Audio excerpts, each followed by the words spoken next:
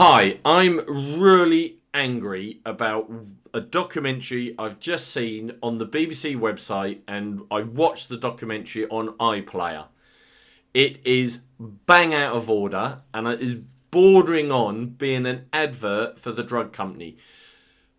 Now, as far as I'm concerned, the BBC used to be the bastion of balance and fair reporting with really good investigative journalism.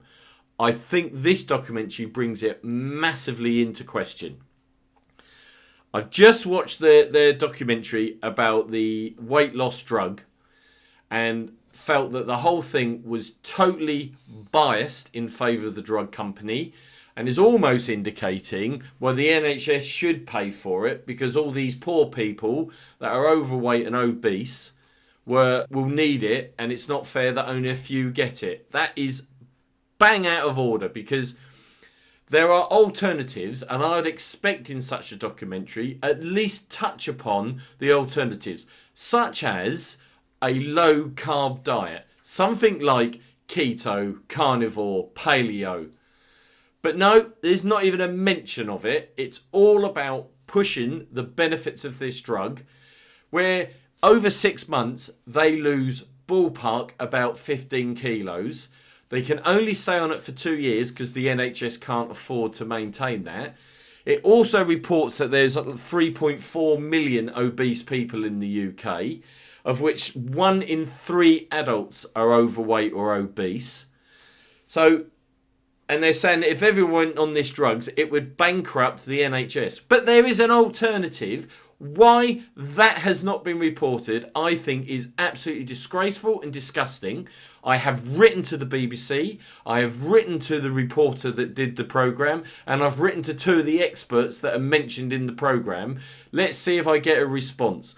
If you visit the Primal Lifestyle channel and many other carnivore channels or keto channels here on YouTube, I have done interview after interview after interview where people have turned around obesity and a melee of health issues and reversed a lot of these bad issues, come off various drugs, improve their mental health as well as their health and well-being just through diet.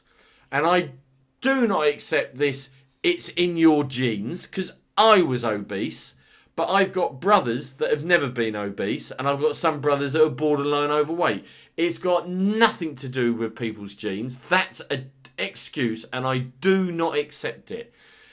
I was obese because I put too much crap in my mouth and didn't burn it off or whatever. For whatever reason, I got into the ultra-processed food, and if I look at the diet I used to eat, it is shocking, and there's no surprise why I had the issues that I had. I was high blood pressure, I was pre-diabetic, I was having all sleep issues, I was snoring, I disturbed sleep, I had lack of energy, I had a whole melee fat inside my body that I shouldn't be having, like many, many other people. Now, I'll share some images. Here is an image of me 18 months ago, or should I say 571 days ago, when I started this lifestyle, where I was 20 stone. 20 stone I was. Just basically 6 foot. So I was obese. I was BMI of about 31, 32. And my health was absolutely snowballing down. I was having all sorts of issues, and it was only a matter of time until I either become diabetic, which I think I was pretty close if I wasn't already at the time, or having other issues, including potential heart issues, because of the crap that I was eating.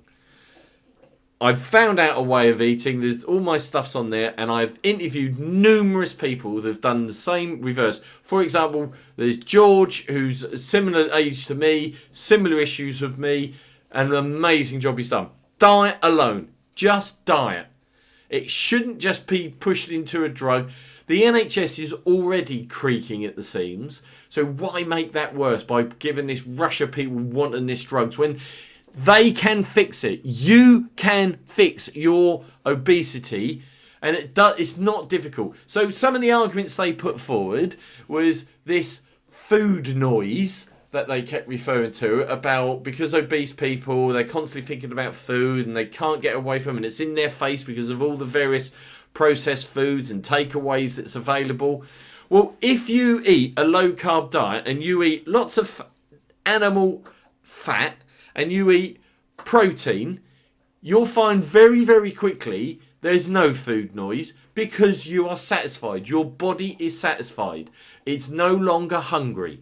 I'm just about to start another 5-day fast, but that's something I'm doing anyhow for January.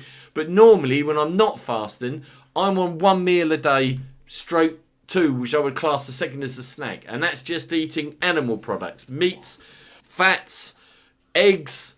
I even eat cheese. On the advert, oh, cheese is the worst thing ever. No, mate, it's not the cheese. It's the bread and all the other crap that you put around that cheese is causing the problem. That whole documentary was, to me, was disgraceful. There was no balance, no counter-argument at all. And I would challenge the BBC and the documentary guy, Fergus Walsh, to have a conversation with me, and I'll show you an alternative that's far better, far cheaper.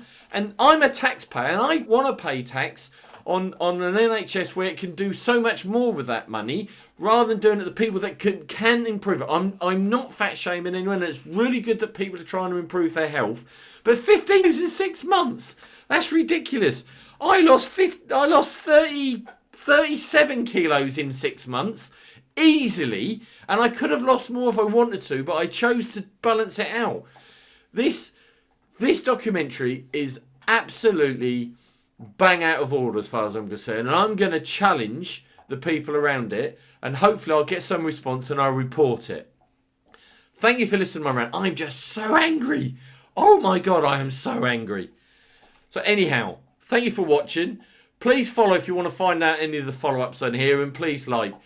Feel free to go to my channel and put any comment you like. I'm happy to debate with anybody.